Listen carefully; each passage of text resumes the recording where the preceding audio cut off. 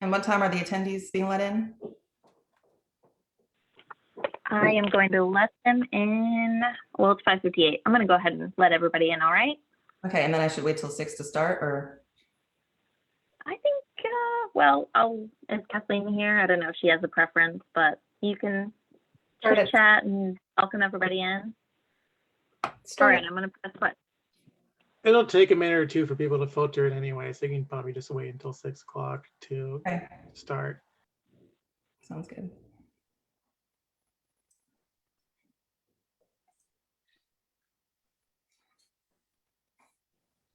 Kara, what's your background? It's like dazzling. So I'm in the basement where the internet is strong. And so this is my gold glitter party background. I like it. Just Cool. makes me feel, it makes me feel like I'm outside of my house in a fancy place. No de Janeiro during Carnival or something.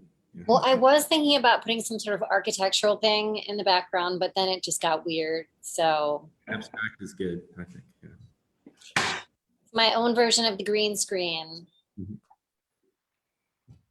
And is that your actual wall? Yeah, it might be slightly blurred, but I'm in an empty apartment next door to our apartment. So explains the abstraction of the space and the echoiness. You don't sound echoey. Okay. But yeah, I mean, in my house, there are children and dogs and, all of those things. But yeah, my basement is not a finished basement. But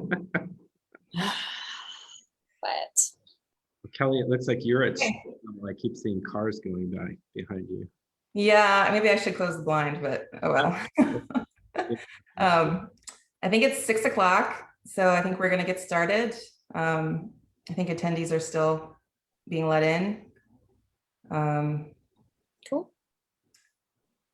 All right, let's get started. So good evening, everyone. Welcome to the second lecture in the 2021 AIA Baltimore and Baltimore Architecture Foundation Spring Lecture Series. My name is Kelly Dans, and I'm the Lecture Series Committee Co-Chair, and I'm an associate at Ziegerstein Architects here in Baltimore. The lecture series brings nationally and internationally recognized speakers to address design in the context of a relevant theme and draw connections to topics in Baltimore. The lecture series is celebrating its 43rd anniversary this year, and 2021 also marks the 150th anniversary of AIA Baltimore, the Baltimore chapter of the American Institute of Architects. Tonight's program wouldn't be possible without the generous support and partnerships provided by our sponsors. We'd like to recognize and thank all the 2021 lecture series sponsors. Major sponsor and partner, Maryland ASLA. Supporting sponsors, Oak Contracting, Price Modern, and the Maryland Humanities Council. Capital sponsors, Shaw.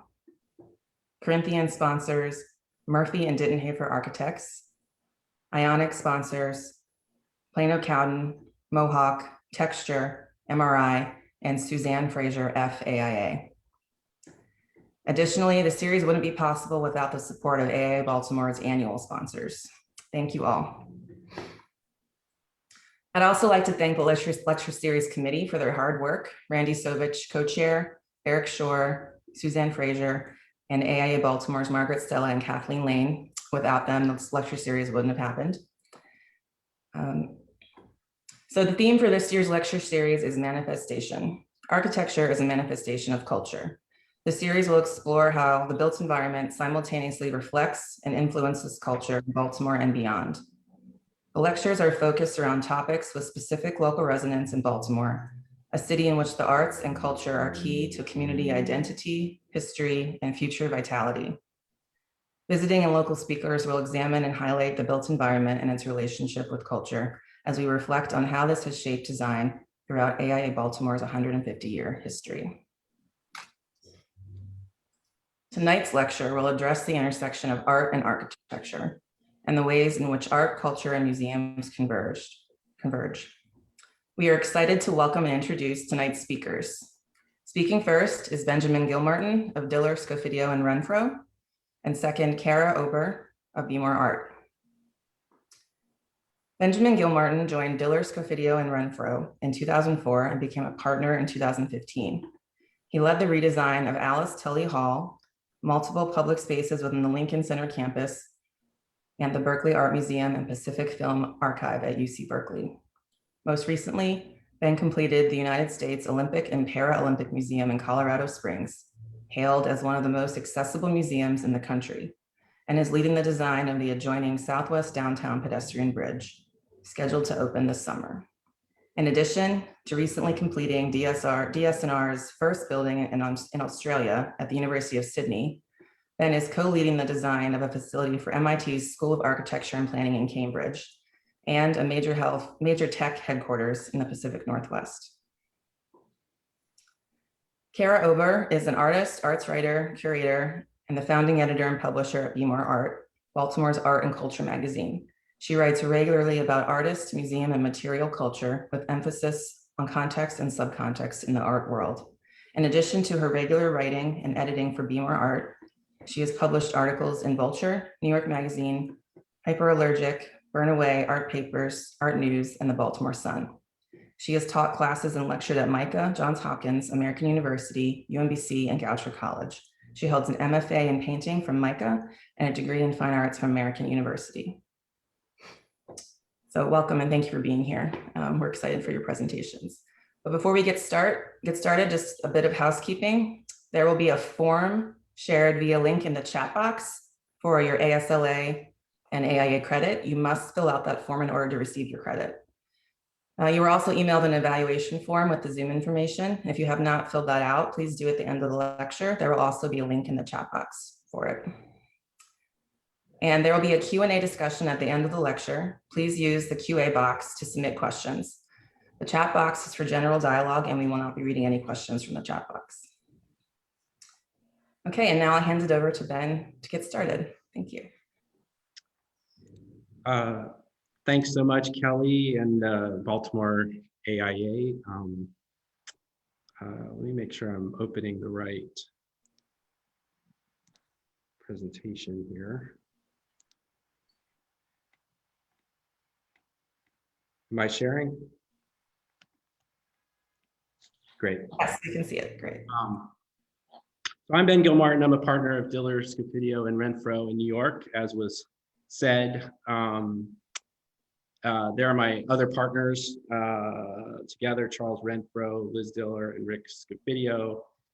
In thinking about tonight's lecture, well, sometimes our work has been characterized in relation to the word innovation, and from time to time we get acknowledged for innovation, which in today's context, I would say largely means doing something in a new way that's significantly different from before, that breaks with the past. Here are some works of ours that were cited in different ways as being innovative when they opened. The Institute of Contemporary Art in Boston, its relation, the ribbon-like connection between the public realm and the building, the Broad Museum in Los Angeles on the upper right, daylight all around the gallery spaces, the US Olympic and Paralympic Museum on the lower left, a continuous pathway from the top to the bottom that was universally accessible, and the Shed in New York, a highly flexible building for art and culture that literally moves. These projects were also cited for innovation, Lincoln Center for the Performing Arts Expansion, the Highline Project in New York, the Berkeley Art Museum and Pacific Film Archive, and the Moma expansion.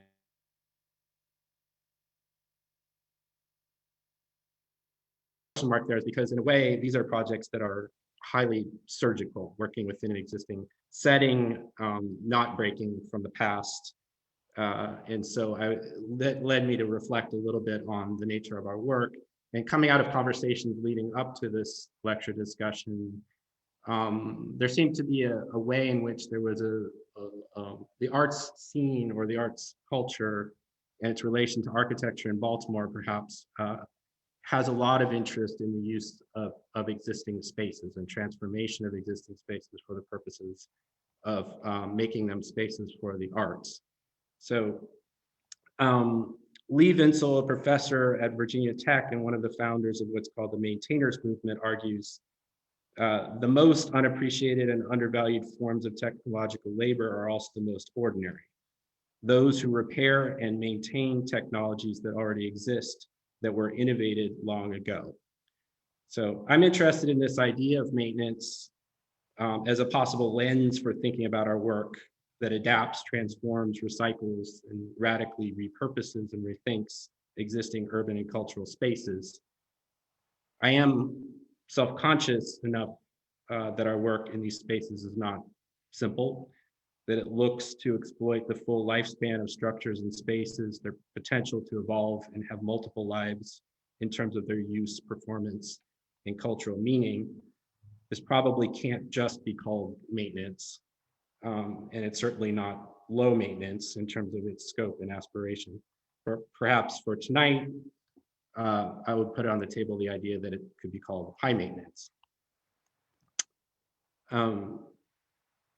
Lincoln Center, so I'll talk about 3 projects. The first is Lincoln Center for the Performing Arts, built in the 60s and 70s, was a citadel for the arts, very innovative in the way that it brought together 12 different arts constituents onto a single campus, an acropolis of the arts that sort of separated them from the city and brought them all together.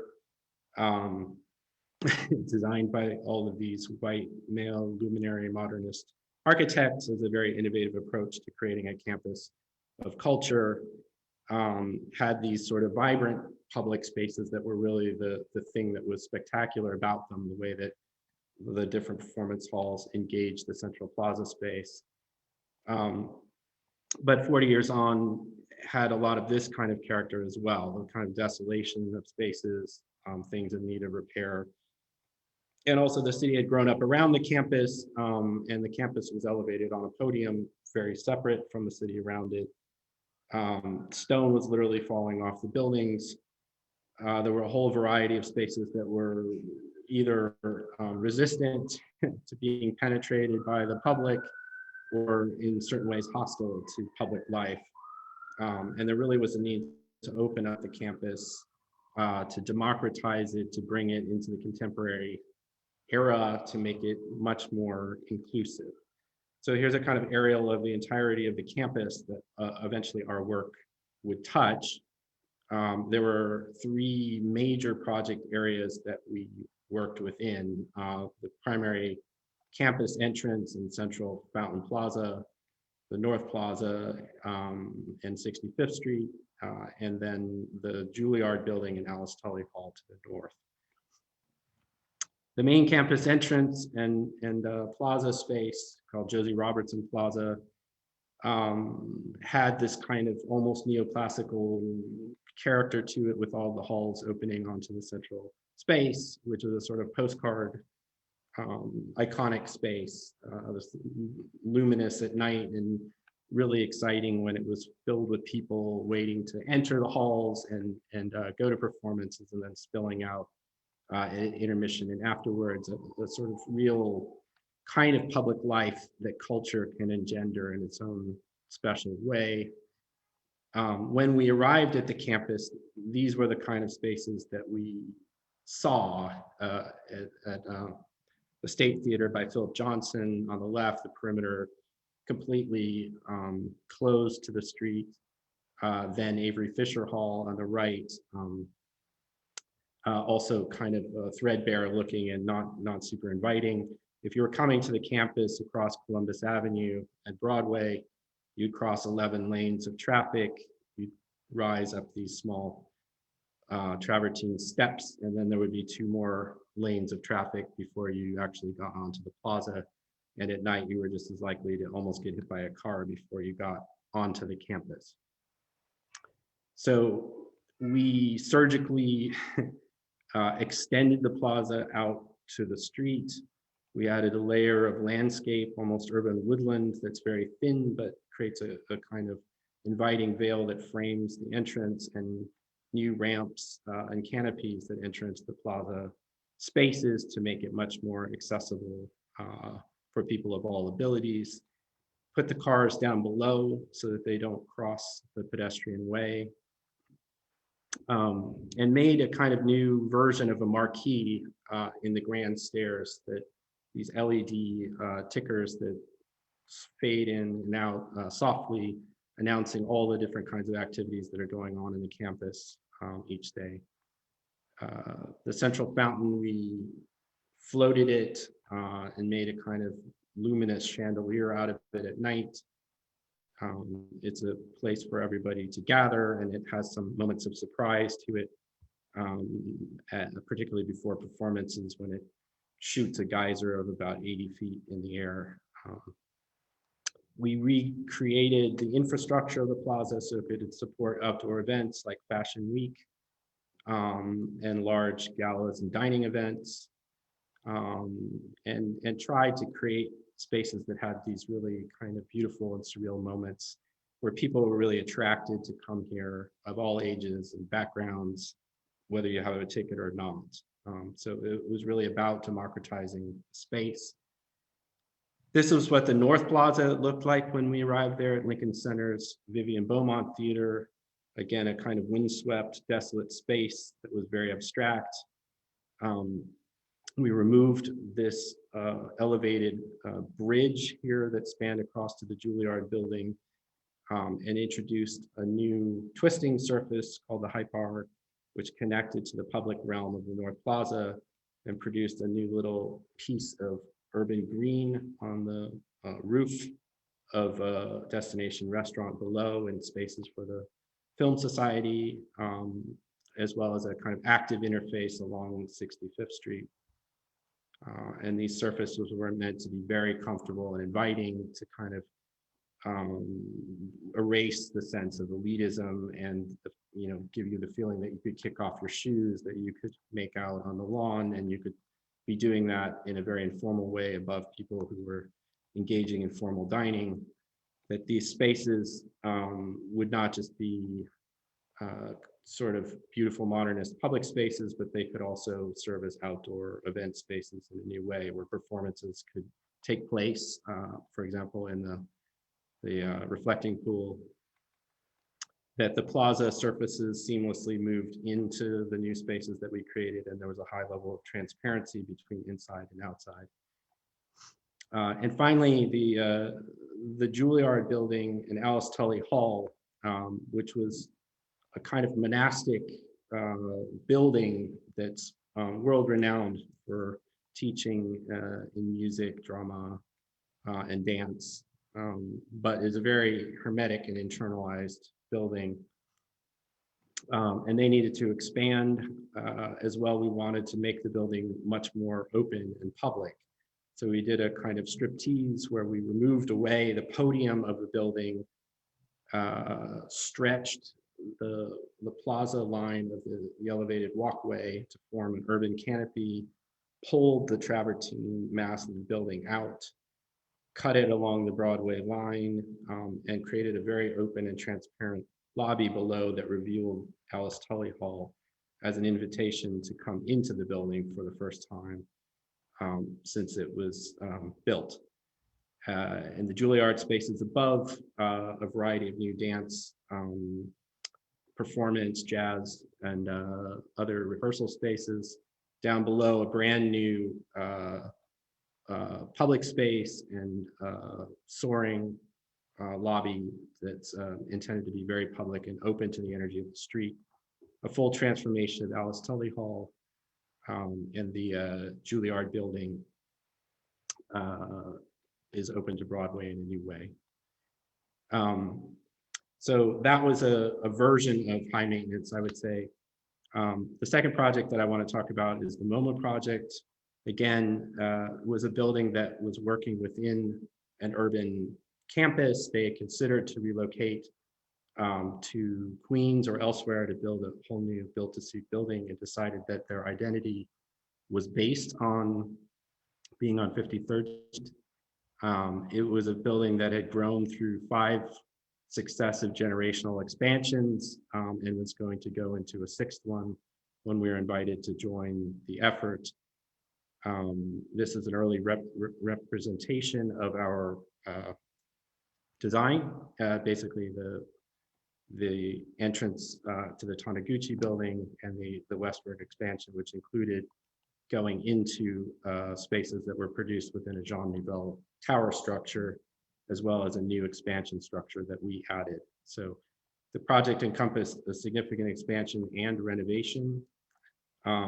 It's a very complicated and surgical work that we did, working as effectively within the DNA of the museum, expand and enhance galleries, new entrance and western lobby, original building and its Bauhaus stair, which I'll talk about, renovated to make them more suitable to open to the public. And we had to create an internal coherence of the entire Moma campus across 6 building expansions and across 6 levels within all of these different spaces. The first work was the West Campus work, which included the lobbies and the Western Gallery expansions. We remade the entrance to the building with a new blade canopy and double height space that for the first time said, among all the entrances on 53rd Street, this is the one you should come to enter MoMA. This is how the lobby was when we arrived to the project, chaotic and congested. And as we were making a new Western expansion, we had to truly think about how to manage all of the flows of people through there in a way that felt natural, intuitive, and didn't leave a bad taste in your mouth as you entered to go up to see art.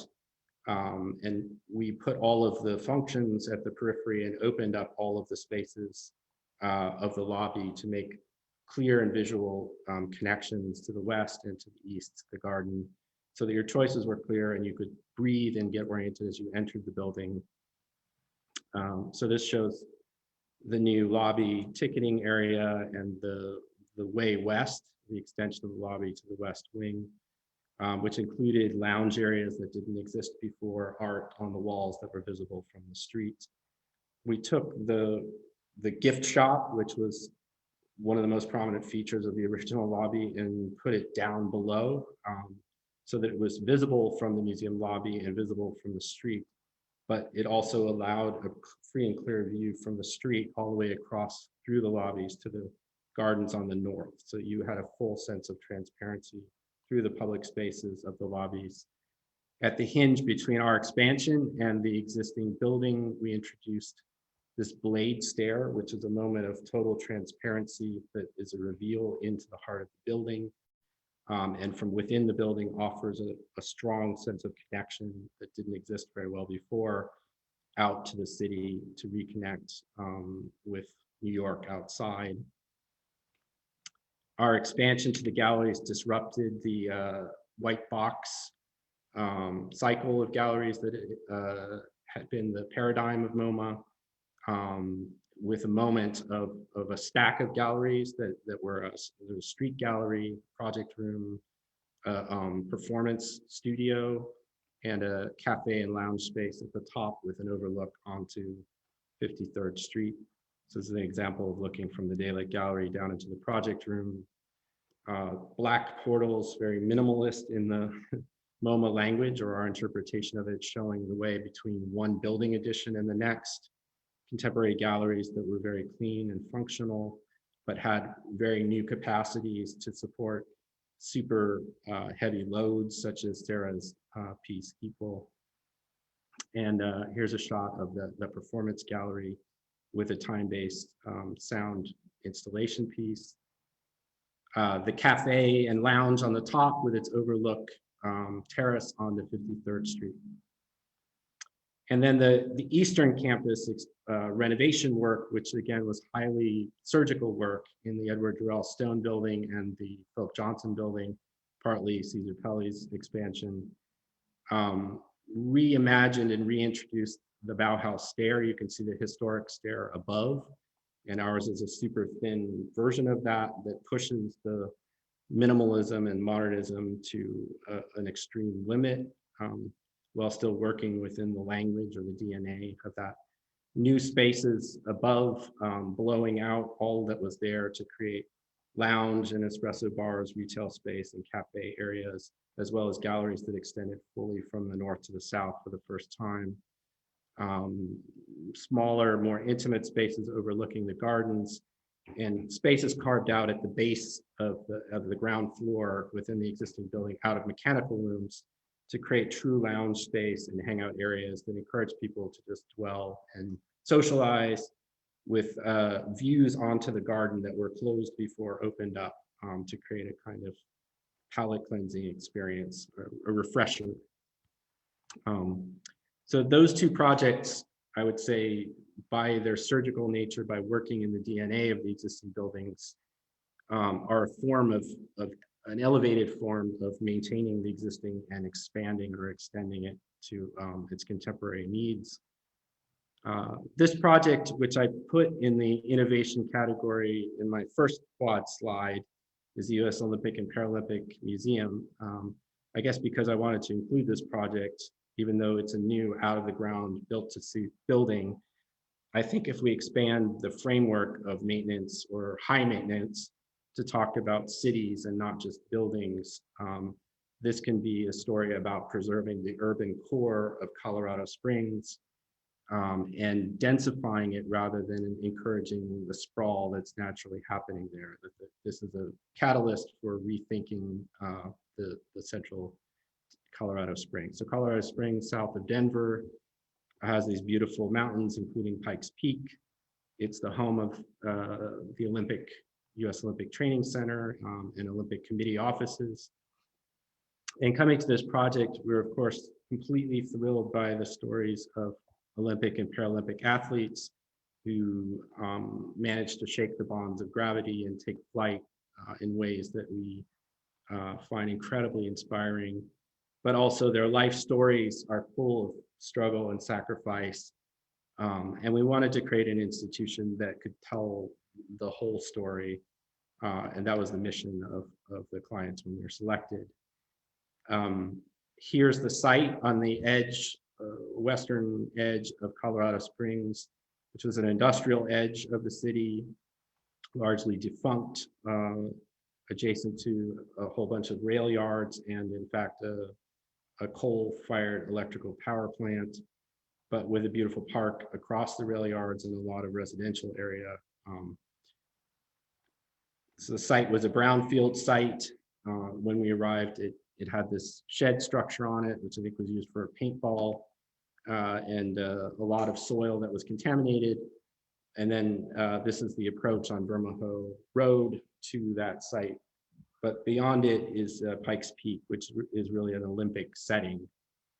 And rather than putting the building at the end of the axis, which is typical, we made a two-part building that frames the axis and the view of Pikes Peak with a public space for arrival that it frames below. And this is an image of building, the arrival plaza, and the building actually, this is the principal museum building, which twists aspirationally out of the ground and almost is trying to take flight, connected to a more earthbound piece, a landform structure that includes education and food space and some of the retail and other supporting programs that all ring the plaza space and activate it. So here's the site plan. You see all the rail yards that it's directly adjacent to. This will be the core of, or the centerpiece of a much higher density development that will be happening around it. In the background there you see our bridge, which is also a pedestrian link that goes from our plaza across to the park on the other side. The museum is organized with galleries, as I mentioned, in the Silver Building on the south of the site, and then public and support spaces going to the north, as well as meeting spaces and event spaces with a large central hall. So you arrive off the plaza and you're swept into that central hall, you ascend to the top of the museum, and then you go through a narrative cycle of galleries that talk about the athlete's journey and training, the Parade of Nations, which is the start of the Olympic Summer and Winter Games, galleries about the media, changing galleries, theater that shows the greatest Olympic moments, and finally the medal ceremonies and whatnot. This is a sketch of the cross section of the building with the central hall that's a point of arrival at the heart of the building, with a kind of soaring central space and daylight coming down from the top. And this is a point of orientation when you get to the heart of the building. The galleries are in a kind of pinwheel formation coming off that central space, and your movement is continuous through half levels all the way around twice to go from the top to the bottom, so that everybody takes a universal path through the museum together, through all of the spaces, with moments of pause, stepping out of the gallery cycle and overlooking the atrium space, windows back to the city on the perimeter that allow for you to kind of rest and recharge and reconnect with the city, and overhead clear story vectors of daylight that sort of idealize and guide your way intuitively through the galleries.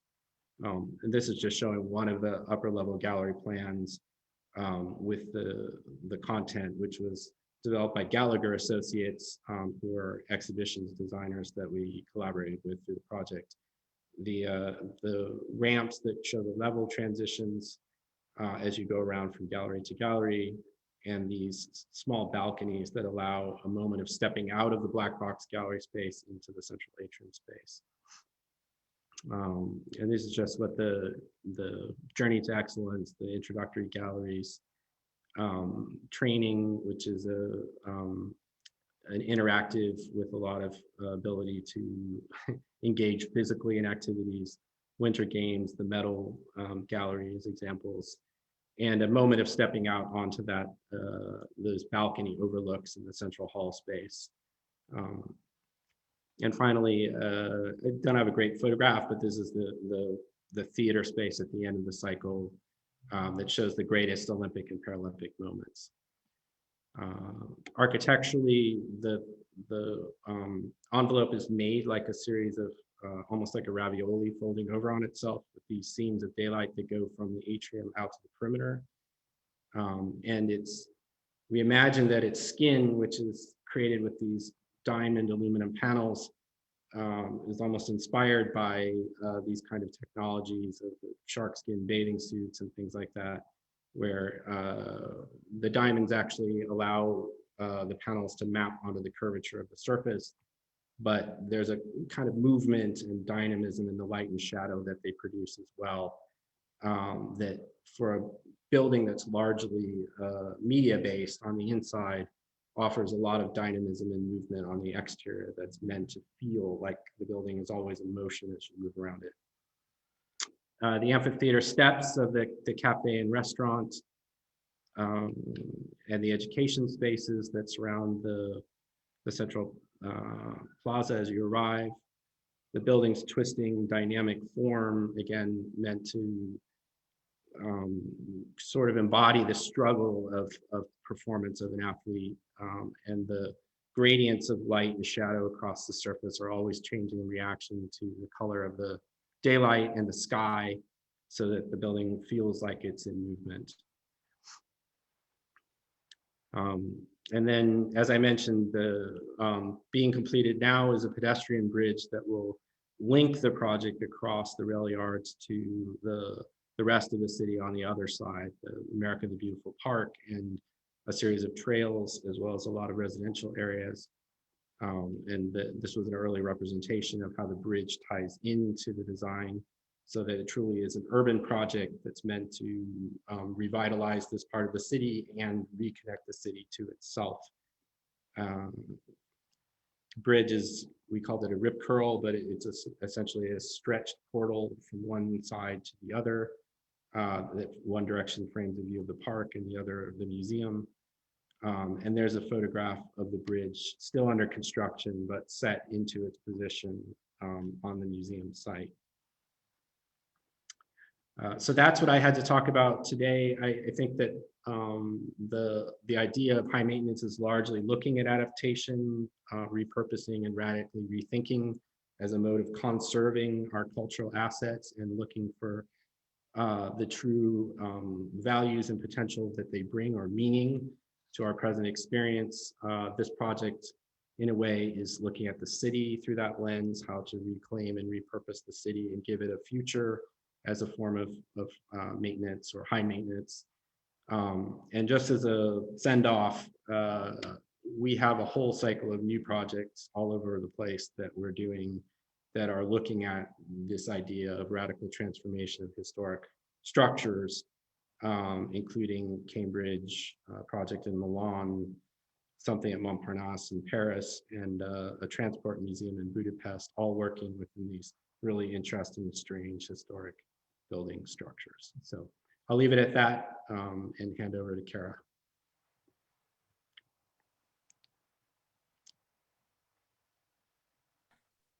Hello. That was fast. That was faster than I thought you were going to be. I think I was right on 30 minutes. I'm amazed. Okay, I'm going to share my screen as well. So just give me a moment and should be ready to go.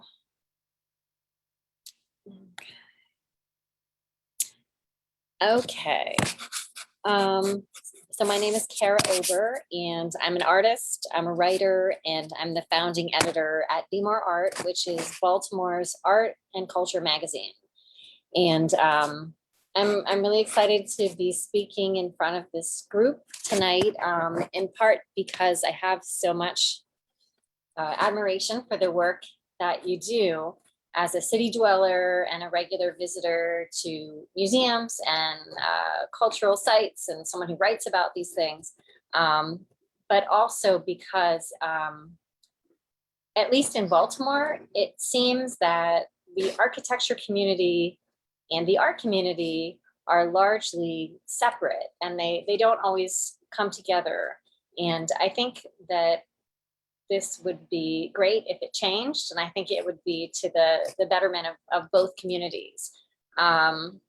So I am fortunate to have a job that allows me to pay close attention to a variety of creative projects in the Baltimore region.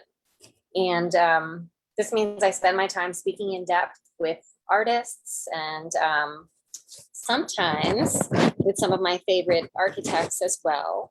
And these conversations in particular revolve around Baltimore's built environment, creative use of public and private spaces. And the content at the magazine is very hybrid in terms of cultural journalism. It's written from a variety of perspectives.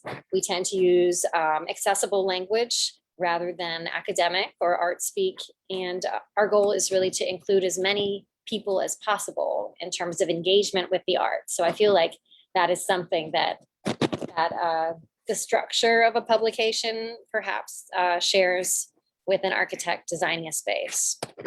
So one reason that I fell in love with Baltimore is the historic architecture that's everywhere. And for me, this is really about quality and authenticity of materials. It's about choices made for aesthetic reasons rather than efficiency. And sometimes it also has to do with the confounding stories that are embedded in Baltimore's built environment. So none of these stories are completely positive or negative. They speak to past lives. And I feel like Baltimore's architectural landscape, in the sort of varying states and time periods that exist, is a real opportunity to learn more about this city that we inhabit together and how we can function in the future.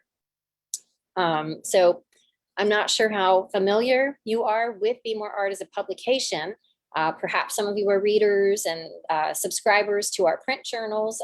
Most likely, many of you have not read before or have no idea what we do. So just a little brief history. This is sort of where we are now. We've just released our 10th print edition. We're online every day.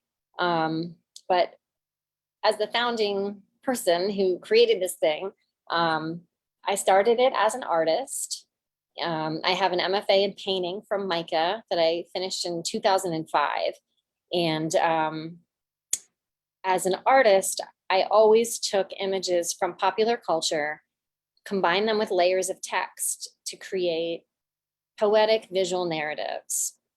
I always also wrote about art and artists. So Be More Art was something that I started with some of my grad school colleagues as a blog spot, a way to build community and have critical conversations and dialogue, a way to get people to know about all of the things that were going on in Baltimore. And so at this point, my role has sort of shifted. So I'm still an artist, but my work is primarily collaborative and community-based and at the magazine. And I'm still combining image and text in order to tell stories about the art and artists of my place and time.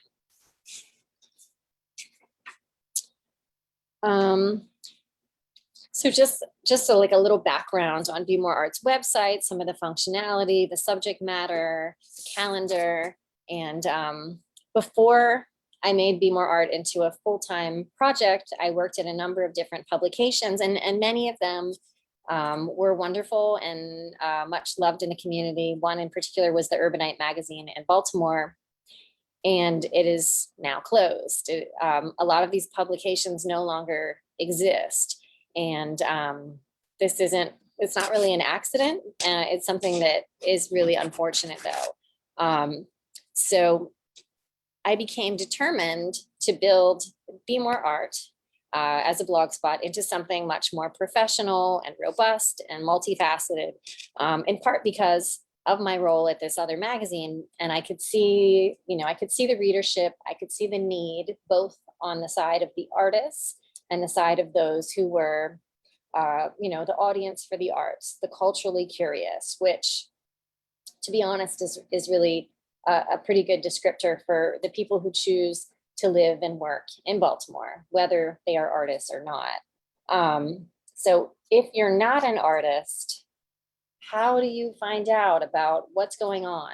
How do you engage with the art of your place and time?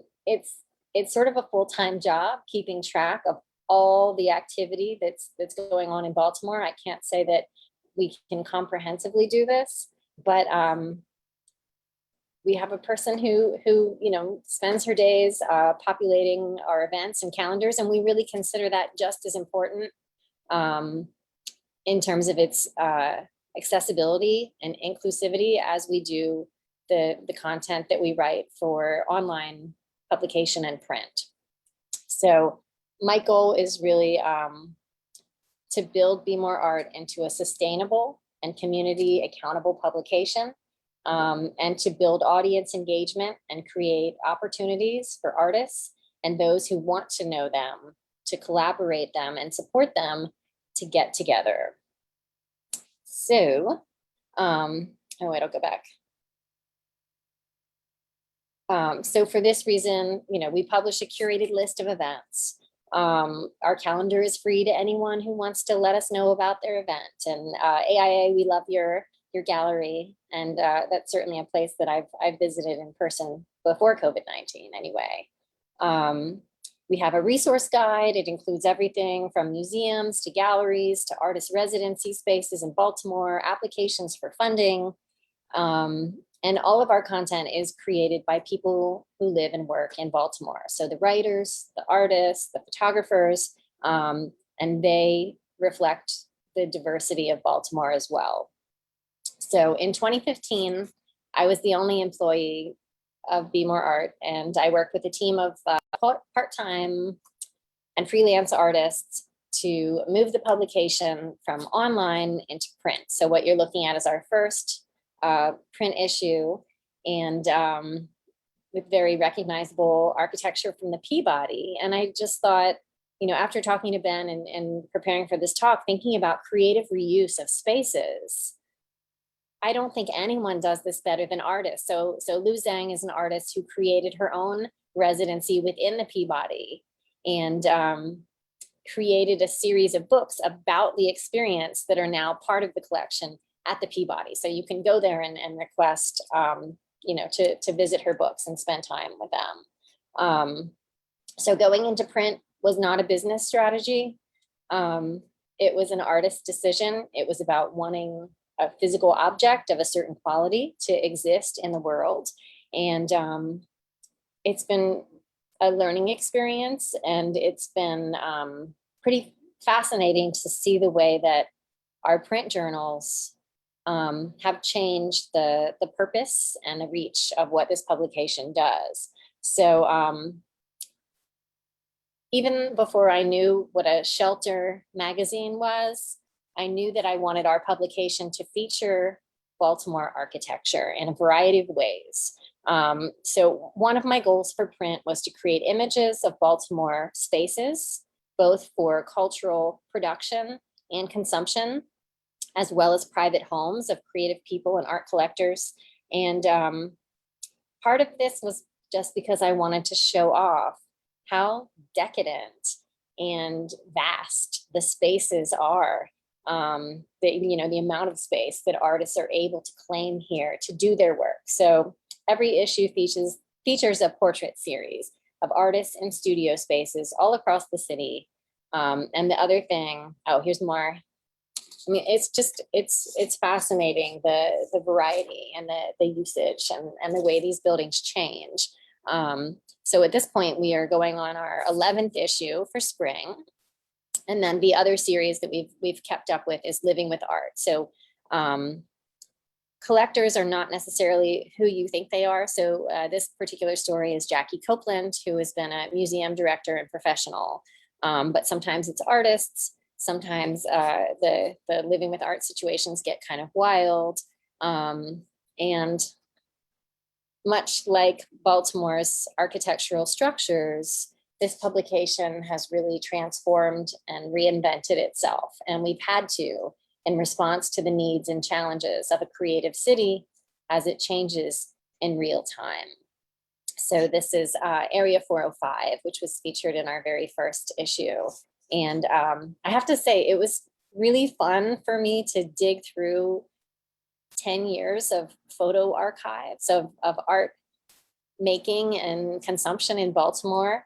And I feel really strongly that it's so important that we preserve these moments and these places, as well as animate these places through our activities. So this is the same location in the indoor, but for our second magazine launch. So that was hosted at Area 405, which is a former window shade factory, I believe, and home to like 50 artist studios, as well as some gallery space. So at this point, Be More Art has 4 full-time staff members that do a variety of things. They're all wonderful. And we continue to work with a very dynamic pool of writers and art historians, photographers. Many of these people are experts in their field, and they are not finding adequate coverage, either in quantity or quality, for local and regional stories in this area. And it's not a criticism of other publications. We simply need a lot more of them.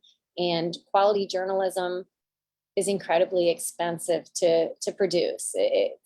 You need it to be done well. There are countless studies that show that quality journalism, especially on a regional and local scale, directly impacts the health and the growth of a city. But we're seeing a lot of these publications disappearing. So this is really something I struggle with and think about in terms of that issue of relevance and also expertise. So for a variety of reasons, Baltimore is home to a number of globally recognized writers and musicians and artists. And even though their books are published in New York or they're their record labels in Los Angeles, or their art's being collected in Texas. They're here, they're living, they're working, and Baltimore is inspiring them. There is also great poverty in Baltimore, but Maryland is an extremely wealthy state in this country. And for a city teeming with artists, galleries, and cultural institutions that, you know, previous to COVID-19 have been thriving and will do so again, such a wealth of historic architectural spaces. There's just such potential here for this city to be synonymous with artistic excellence. So for this excellence to become so prevalent that we become a source of inspiration, and people want to come here from all over the world to experience Baltimore, and to experience our, you know, walk our streets, buy our art, commission architectural projects, perhaps. So I'm really thinking a lot about this vision for the future. So I don't see business or politics necessarily saving Baltimore, although I think they can help point us in the right direction, especially in terms of investing more strategically and generously in Baltimore's cultural ecosystem, which continues to excel despite a lack of funding. So I really believe that Baltimore's future lies in the hands of those with a creative vision. And this is tied directly to an ethical, creative, entrepreneurial momentum. And we were really seeing this sort of expanding incredibly right up until 2020. So this has allowed us to do more innovative pivots. We're used to this. And in the case of Be More Art, our online publication has been able to function in ways that we hadn't predicted in terms of sharing information and building networks of support for struggling communities and businesses. And in terms of keeping ourselves afloat, the major change that we've had is launching a subscription service. So people can support the magazine by buying it. We will mail it to you as long as the post office still exists.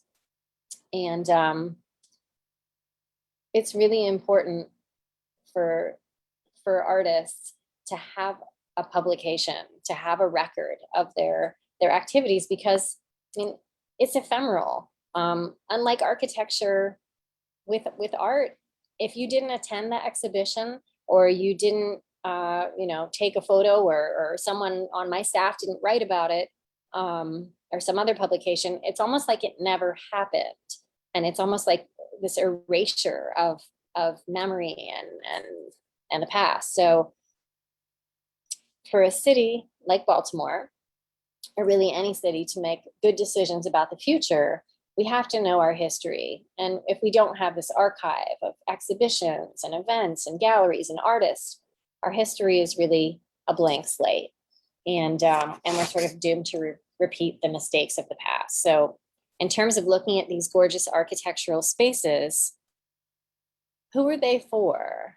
Why are they here? Perhaps their original purpose has changed, as it should. So for me, it's about creating an environment to form meaningful relationships.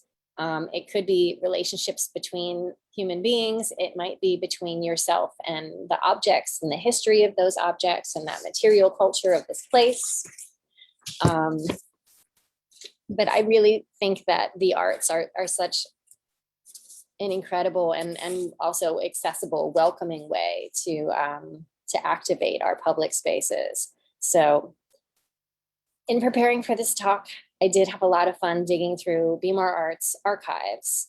And I was looking specifically at buildings for creative production and consumption. So studios and galleries primarily. And in Baltimore, the shape and size of all of the places are quite stunning. So we're looking at galleries in repurposed historic buildings, warehouses to brownstones, garages to historic mills, former factory buildings to schoolhouses, to tiny storefronts, and also living rooms in people's houses. So I'm going to take you on a speed tour through some of Baltimore's galleries, studio spaces, Some, like Graffiti Alley, are not a traditional space, but having had my office inside one of those windows, there are photo shoots in Graffiti Alley every single day. So you think about the money that goes into building museums and creating these architectural spaces. And when I think about the engagement that is in this tiny little alley where people come from all over the world, anyone can spray paint there. It's incredibly popular, and it's really fascinating to see that unfold organically. So some of Baltimore's art is in public spaces, and I think it's really important for us to document that. And I feel like the sophistication and the ambition that you see in the arts in Baltimore is a little bit surprising. So for those of you who are based in Baltimore, I hope that looking at some of these images encourages you to want to, once we're allowed to, get out of your house and show up at all of these amazing places, you know, for the art, for the artists, for the architecture. So starting with Baltimore's galleries, we have kind of two really well-established galleries. So one is the C. Grimaldis Gallery. It's in a Charles Street brownstone. It's been around for about 30 years. The other is Goya Contemporary. And both of these galleries are participating in global art fairs. So they're doing, you know, Art Basel Miami, and much of their market, and these are established commercial galleries, much of their markets have really migrated to these art fairs and these international audiences rather than the collector base that they originally had in Baltimore. So I think this sort of mirrors a global market, but when you dig deeper, it's very strange to realize that sometimes collectors will buy the art from a Baltimore gallery that's showing a Baltimore artist, and these galleries show a variety of artists from a variety of places, but they will buy that art at a fair in Miami instead of buying it in Baltimore. So try not to judge, but it's just very interesting in terms of why people support and invest in certain types of art. And this is something that I'm personally interested in cultivating, because I think it's going to yield, you know, much greater results in my city if this is something that people are thinking about. So majority of spaces in Baltimore are run by volunteers. They're still very professional. Some of them are part-time people. This is in someone's home, so he lives upstairs, and this is another view of the same space. But you know, these galleries are offering works that are more affordable, artists who are emerging, some from Baltimore, some from elsewhere, and this is the kind of thing where you have the opportunity to invest now before the price points go way up. And in a sense, you're then investing in the success of these artists. A lot of these galleries have also observed collectors and patrons visiting an exhibition, but then waiting to buy the very same art from the very same artists when they have a show in New York. So for galleries that are really putting everything they have into their business and in terms of representing and building an art community and an ecosystem, I think this can be really frustrating. And for me, it's really a disinvestment in Baltimore. So what it's doing is sending money to other cities. And whereas if that same money were invested in art in Baltimore, that money would circulate. And it's not just for the artists or the gallery, it could actually uplift an entire community. So we're talking about like the framers, the fabricators, the photographers, the graphic designers. It really kind of trickles out to a lot of different individuals. And these are the people who are making our city look amazing. You know, these are the people building the images you see in these photos. So This was a Light City project, a space that used to be a theater, temporarily empty. Some of these spaces have closed. This is a barber shop that we wrote about in issue 4, where he's exhibiting the work of his community. And this is St. Charles Projects that's actually housed in Foundry Architects' office. So every month it's different. This one is in a home as well. Baltimore has a number of home galleries. This one used to be a garage. I mean, just beautiful renovations, beautiful spaces. And this is a former storefront in the Bromo Arts District. So I wanted to talk for a moment about Baltimore's art and entertainment districts, and the fact that these are a Maryland designated entity. They offer tax breaks and visibility, but if you don't have collectors investing, then the tax breaks are not really going to do a whole lot. So I think that arts districts are great in terms of getting a number of artists motivated to work and live in the same area. And this is great for traffic and visibility. However, I think that there should be funding for projects and programming that are not just for established nonprofits, because most of the work in our city that's being done is actually not by established nonprofit organizations. And I really think that our arts districts need to incentivize artists to buy, own, renovate, and hopefully hire architects to really stave off that cycle of gentrification that follows artists in cities, in all cities. So we have some of our municipal nonprofits who are fabulous. This is a former historic school. This one is in a historic theater that offers artist residency. So this is the gallery and the downstairs.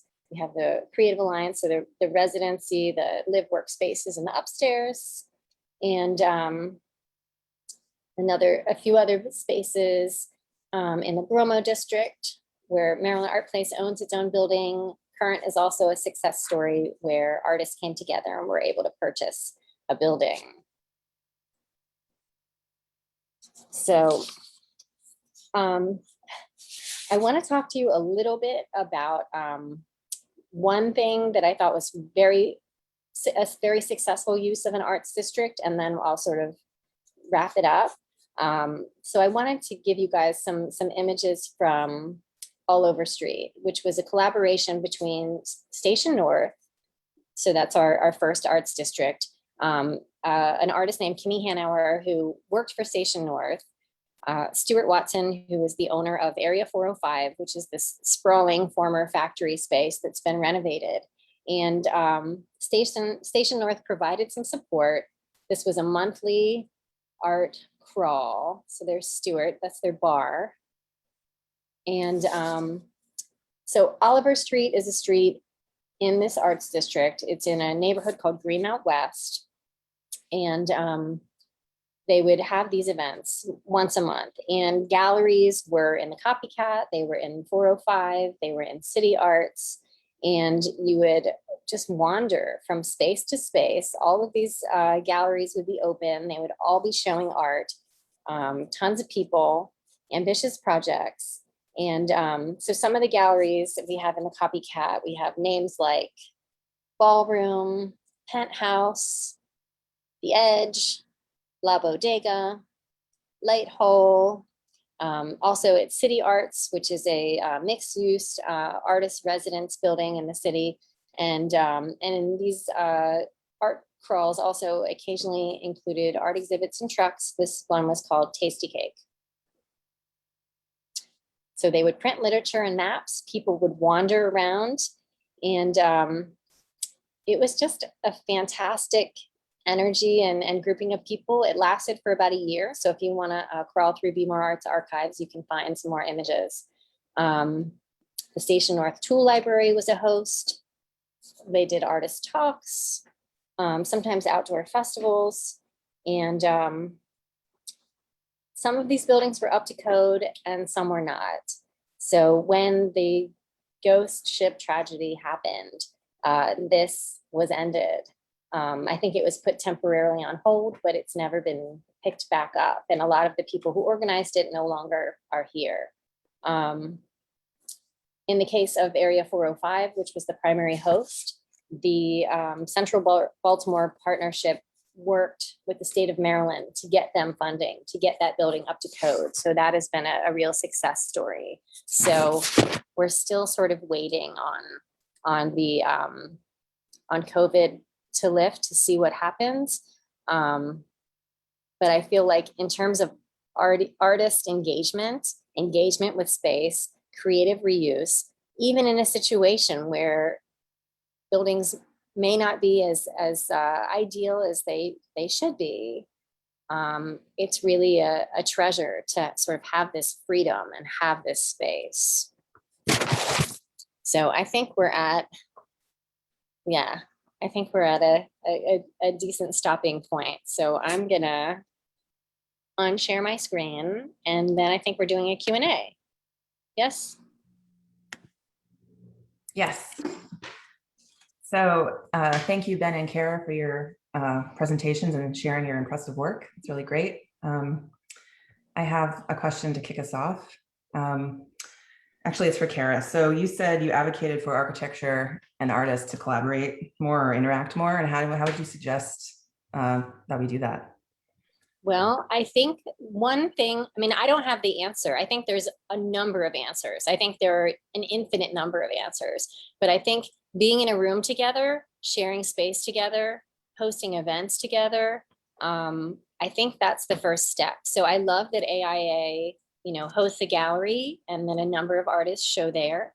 And I think that, having that access to information, knowing on any given weekend, there's, 3 openings that you might want to go to at a different gallery. There's certain artists whose work might look really amazing in a space that's being built or developed.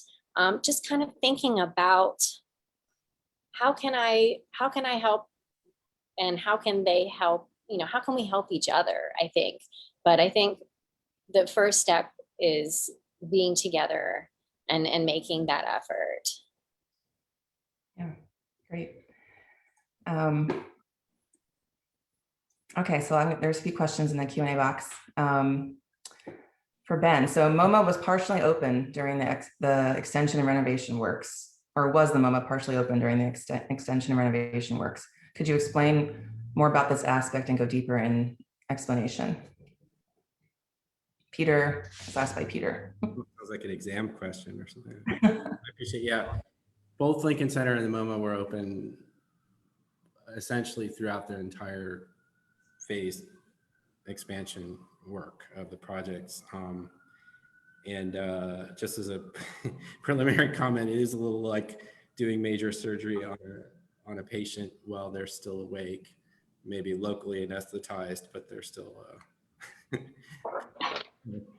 it was a lot of work. I mean, what happened was the reason there were 2 phases at Moma was because in order for all of the Western expansion work, including the lobbies and all of the newly built spaces, all the renovation of the upper floors to take place, we had to open the Eastern lobby as the main public entrance in the Edward Ralston building, now called the Lauderd building.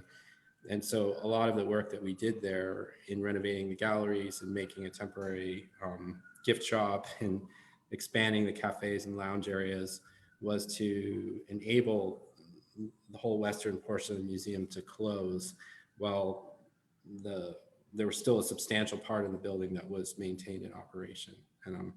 And so that I mean, it was a strategy that enabled the project to work. It came about by the fact that we started with a small piece of the museum and the work kind of spread throughout the whole entire thing. And once we knew we were going to be working everywhere, we discovered that we could do the Eastern part first, have the public come in through their C galleries in the East Wing and do all the Western work. So anyway, I hope that's clear, but if there's more to that question, I'd be happy to talk about it more. It's very complicated logistically and otherwise, but the full shutdown of the museum was only for, I think, 3 months at the end to rehang the entire museum. So the architectural part wasn't the part that caused it to shut down. It was literally the rehanging of all the galleries to fully open with new hanging of the art to the public.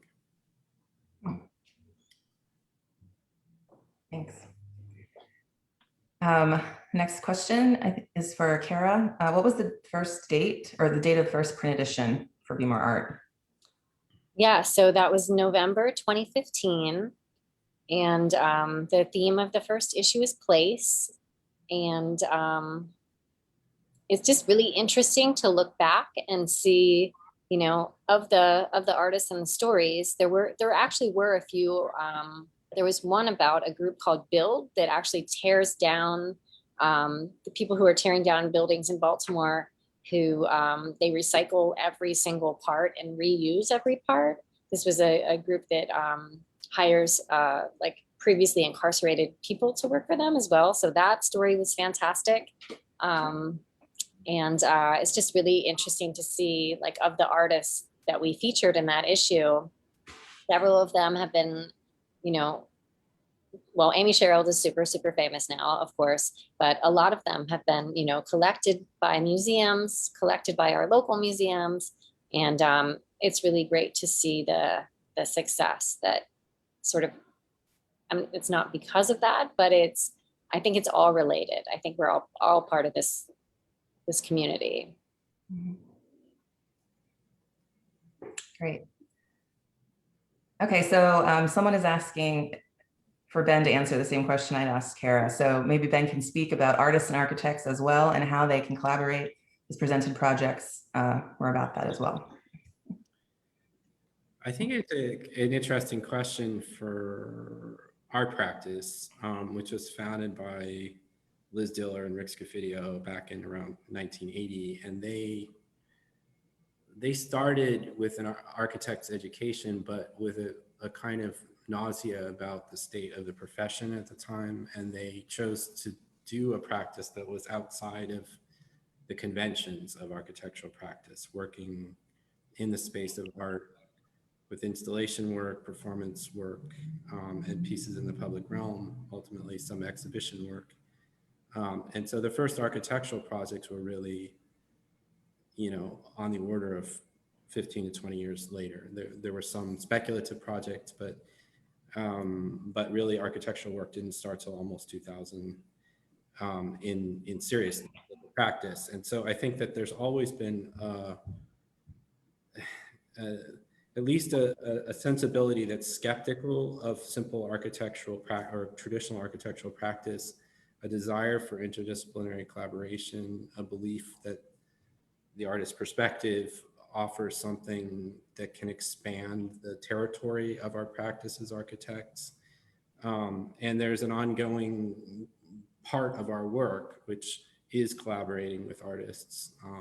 So we talk a lot about the work was the art that went on the walls, and then at some point we started making the walls, and there was kind of a crisis moment for us, but we've sort of managed to continue to do both. And I certainly think that the collaboration with artists hopefully keeps our work, renews it. You know, that there's the way in which the work doesn't ever become formulaic, that it's always attempting to tear down its own assumptions and rebuild from the ground up, to build on the energy and new ideas that collaboration can bring, and to use art at smaller scale work as a space of experimental practice to try things that the architecture can't achieve as quickly, so that we can be very experimental. So anyway, that's kind of a panoramic response, but I think that the collaboration is embedded in our practice, and hopefully it's something that persists culturally for, you know, as part of the mission of the practice forever. Yeah. Okay, the next question is for Ben as well. Given your firm's excellent reputation, how do you overcome fear and expectations and know that you're on the right path? Do you feel pressure? I love that question. Yeah, but I think it maybe that's also like being like an artist where you both crave that. I think that, just to back up, our work is say maybe more conceptual in its orientation, that we view each project as a one-off that's built from the ground up by it's in relation to the site, and the situational conditions, the cultural factors that the site embodies, its history, the people that we engage with there who own and use the spaces every day, and an idea that buildings and spaces have a strong engagement with the public realm, and that's always part of our work. So I think that we always have those things to come back to, that we maybe, unlike some architects and designers who view a lot of projects as starting with a blank page. I think we never start with a blank page, that we always imagine that there's something that we're looking at that comes out of research about the place. And it's a new set of ideas and factors that set up a problem for us. And once we see those things, we can build from them, that they become colors or materials or factors that we can work from, and hopefully they generate new outcomes with each project. So anyway, in a short way of speaking, there's always a terror of the new, but I think that if you don't have that terror, you're not taking any risks. And I think that our methodology is embedded in looking closely at each problem as its own problem, and trying to discern, what are the things that tell us how to start thinking about the new idea that can come out of that problem. Yeah, makes sense. It's a question for both of you, but I'll ask Kara first. Could you touch on the fundamental differences and similarities of practice between artists and architects, in your opinion? That's an interesting question. I mean, I honestly, I don't really know anything about architecture, so I don't know if I can speak to that. Thank you for having me. Good night. No, I actually love what Ben just said, though, in terms of, you're never starting with a blank slate. I mean, artists tend to work alone, but that's not even really true. That's a cliche. I mean, I think the fact that, the work that I'm doing it's an archive, it's a publication, but it's still art. For art to be relevant, for art to be, important, it has to engage with, the place and the time and the history. You don't make art in a vacuum. So, I mean, the idea that,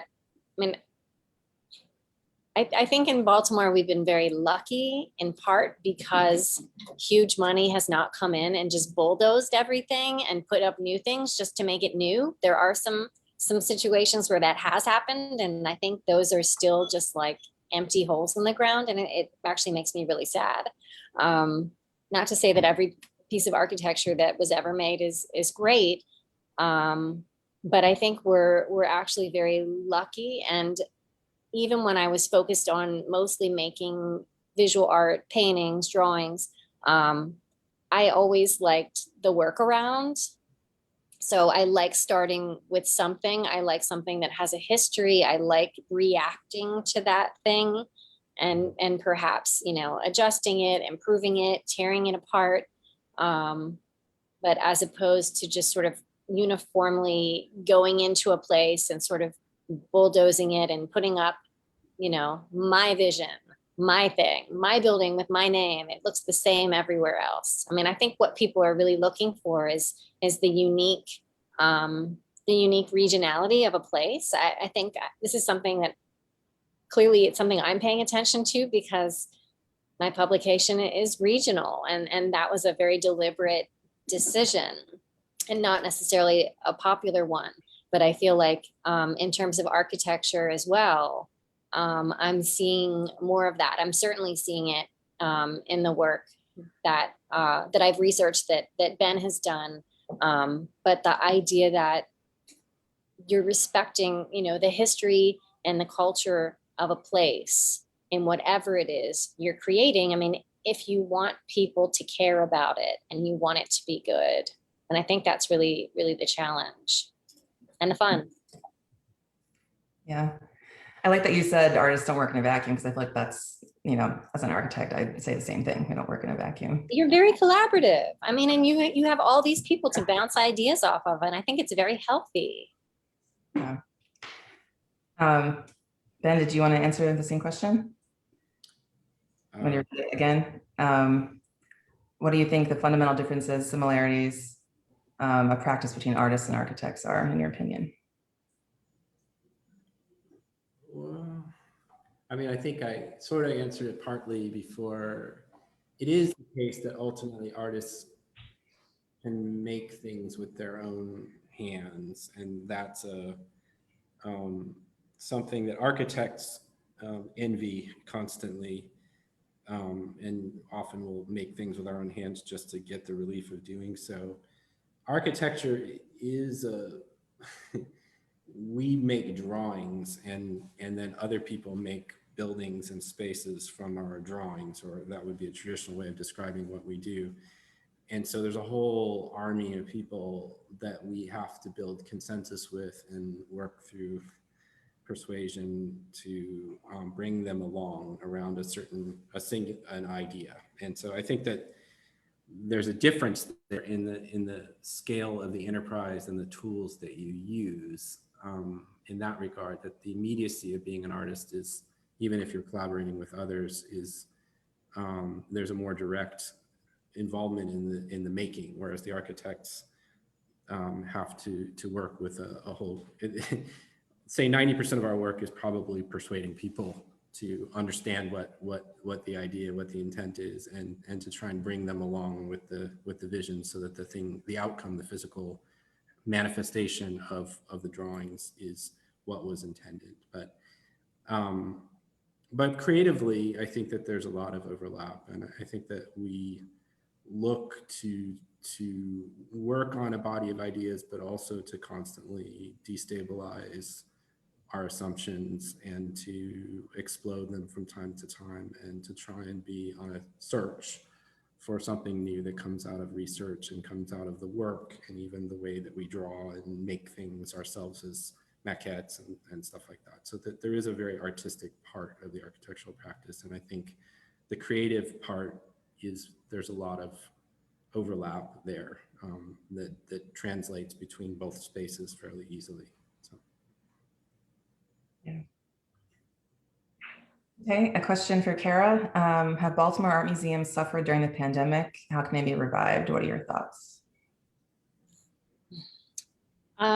The popular saying that I've heard repeated is that, you know, museums have struggled and galleries are doing okay because people are buying art online. In terms of museums, there are all different ways to fund it. I think the PPP has been very helpful to museums as well. So for, you know, if you have 150 people on your staff, if you have the government helping you for a couple of months, that's great. But, you know, there's this quintessential argument going on amongst museum directors about how do we fund what we do? Our ideas are so urgent, and we should be able to, you know, fundraising is difficult. We should be able to sell the art in the collection. So that's definitely something I've written about. And I think from an academic standpoint, I think museums exist to keep and preserve the art, you know, ideally the best art of your time, but hopefully also the specific art and the specific history of a place. I think museums need to be really focused on what is, you know, sort of different about where they are. They're all different. But, you know, there's been a lot of drama. If you're reading those headlines, not just in Baltimore, but in a lot of other places.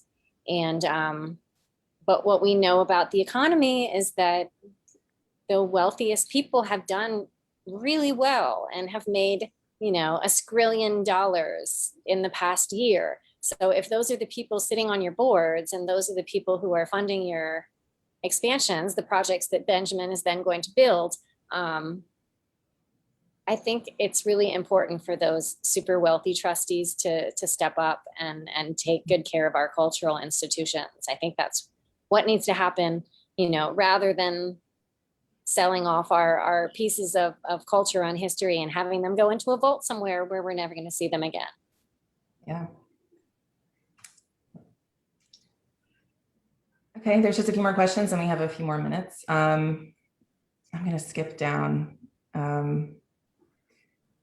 for Ben. What recent buildings or reimaginations of existing buildings do you view as the most innovative? In our work? It doesn't specify. I mean, to start off my answer, I would say that I created a false dichotomy between the idea of innovation and, you know, what I call high maintenance, for the purposes of thinking about maintenance as a form of acting on spaces that already existed and moving them forward in time in terms of their purpose and meaning and engagement with the public. But retaining them in an almost sustainable way as physical and cultural assets. I was positioning projects that are new purpose-built structures as being innovative, ones that are built fresh out of the ground with all new materials and elements and completely from scratch. And so within that understanding, I mean, I think the most innovative building that we have done in that way of thinking would be the shed, which is a structure that literally moves. The shed structure rests around a fixed building and it moves 100 feet out to capture a space that can be given back to the public realm or can be used within the shed's footprint to double its volume. And so I don't know that there's another building in the arts that does anything like that. Or, I mean, there are stadiums and things that have some kinetic qualities to them, but it's a truly different way of thinking about a sustained institution that can, like an animal, shrink and grow its footprint as it needs for its programming and its, you know, funding and everything else. So that's probably the most obvious example of innovation. But I do think that there's innovation as much. There's true newness in thinking that we try to achieve in the work that's very surgical in adaptive reuse and rethinking existing buildings and structures too. And that certainly has a lot of interest for us. We have a lot of passion for that kind of work as well. In the High Line and Lincoln Center, MoMA, the examples I gave are very projects we're very passionate about as well. Okay, great. Maybe just one more question, and then we can do our little closing. Does Be More cover art associated with architectural construction trades, masonry and carpentry, etc.? It seems that these are slowly becoming lost arts and important to preserve. Can you give me the first part again? Sorry, I think maybe there's just a typo. Does Be More art cover art associate with architectural construction trades, masonry, carpentry, etc.? I mean, we would if someone was pitching us a story, or I have a writer coming to me and saying, I want to write about this. I mean, I mentioned the one story about Build in the first issue. I just pulled out an article out of our archives last week about a local stone carver, but that's more a sculptor. But I mean, I'm personally just interested in all kinds of art. I consider architecture and art, you know, there's so many different, you know, genres. So we're definitely not narrow in terms of it's only visual art. We have written about architecture some in terms of like new buildings, new construction, urban planning. But I'm actively looking for writers who want to tackle these subjects. And sometimes they get, you know, it gets political, it gets heated. Not everybody's thrilled about, you know, who's building what in the city and why. And I think these conversations are missing right now. So if you are someone who, you know, feels passionately about these issues, send me an email, let's talk. Great. Okay, there's just a few more minutes left. So I just want to thank you, Ben and Kara, both for your your great presentations. Thank you for sharing and participating. And then once again, thank you to our 2021 Spring Lecture Series sponsors. And thank you to our annual sponsors. And our next evening lecture is on April 21st, and we'll explore architecture and social justice with Dayton Schroeder of Smith Group and Maisie Hughes of the Urban Studio. The second lunch lecture is next Wednesday, April 7th, with Meryl Hambleton of the Neighborhood Design Center presenting the Signal Station North project. And please don't forget to fill out your continuing education form for credit. The link is in the chat. And the evaluation form, the link is also in the chat. So thank you all for joining AIA Baltimore and the Baltimore Architecture Foundation tonight for the Spring Lecture Series. And we appreciate your continued support as we continued in this virtual world this year due to the pandemic. And we hope to see you in person again soon. And thank you, everyone. And thank you to our speakers. Thank you. Yeah, thanks a lot. It was really an exciting discussion. I really appreciated, Carrie, your perspective on Baltimore. I feel like I learned so much. So thank you. You got to come visit. I will as soon as I'm getting my shot tomorrow. So maybe in a month or so.